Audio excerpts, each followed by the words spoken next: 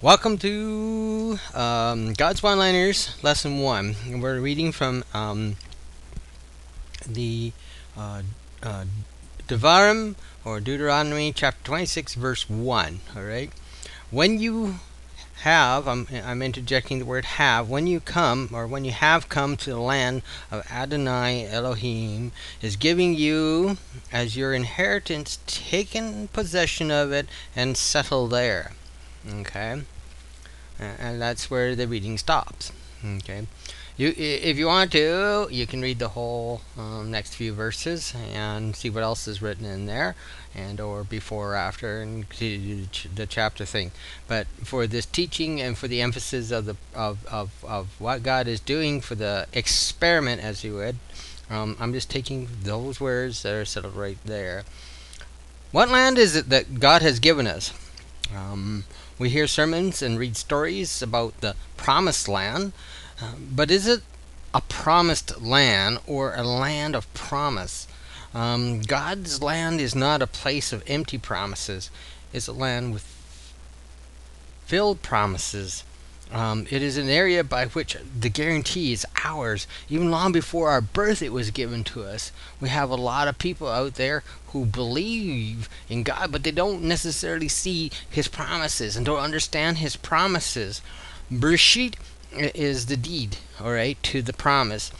See, in our most translations, you would find the word Genesis, which means the beginning. But in Hebrew, you see the word Bereshit, which means translates out in the beginning. All right, in the beginning, God. All right.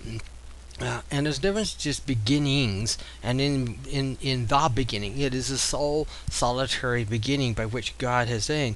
So what you say? Well, two dark bold-faced letters will greet you if you have a Jewish Bible.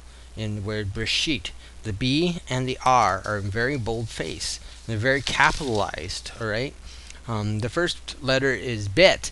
All right, and now Bet is also Bait. And Bet is the second letter in the Hebrew alphabet, but also it can be translated as Bait. It is the symbol of the house. All right. And so, therefore, when you look at the idea of the word Bet or Beit, all right, you have the idea there's something about a house here. It's followed by the letter Resh, all right, and Resh means for, a house for somebody. Okay, and you combine the two, you find a little third thing, which is like a little hyphen in between the B and the R. Okay, it looks like a little apostrophe almost. All right, and when you combine these third letter now in with the Beit and the Resh, it forms the word Bar. All right, so it's Barshit.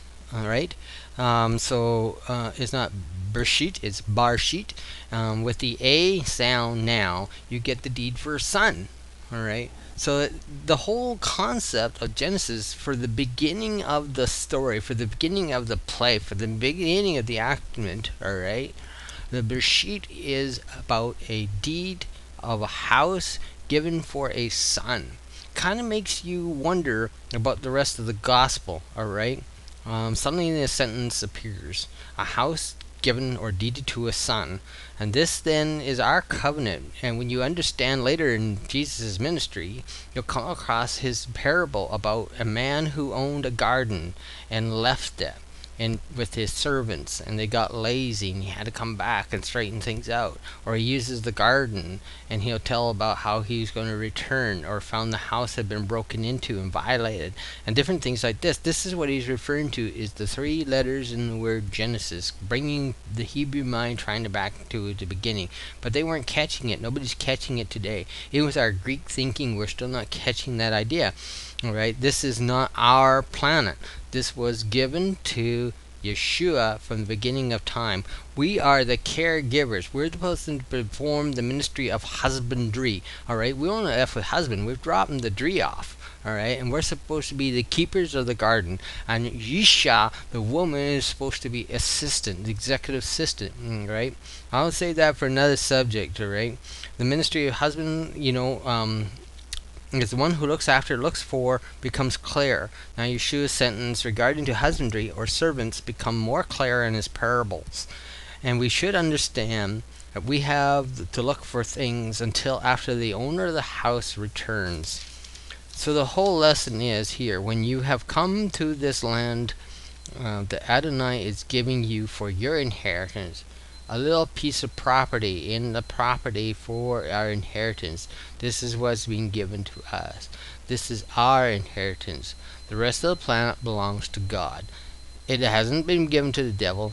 There's no way God has ever surrendered control of this. And he's coming back, and you're going to have to answer to him for everything that we have done. For every ounce of pollution, for the greenhouse gas effects, for the clear cutting, for the deep strip mining, for the mess we're making of it, not only geographically, but the mess we're making politically, for the mess we're making of it sociologically, for the mess we're making of it psychologically. Every little piece of garbage that we have left behind in this planet, alright, we are going to have a day of an accounting for. So we need to stop and take to think of this God's one-liner here. And it says that, we need to go, we need to take possession of what we have, just what has been given to us. Look after what God's given you and settle there. Don't go greedy, don't go expansionary, don't go after somebody else's things.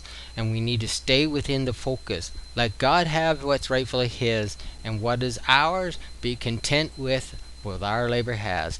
And this is a lesson for the day. Shalom. That's been lesson 1. This is Rabbi Daniel. If you have any comments or suggestions, write to Bethesda Gospel Ministry, BETHESDA, all one word, small letters, at excite.com. I'll be looking to hear from you. If you have something that you'd like to send as far as ministry money goes, make it in a money order, make it out to me personally, because we don't have a ministerial account, but we do have people that keep account of that money, and they will be issuing you tax receipt.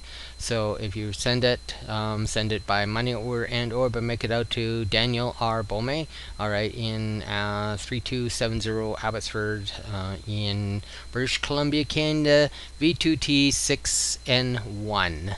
Thank you, and shalom, and God bless you.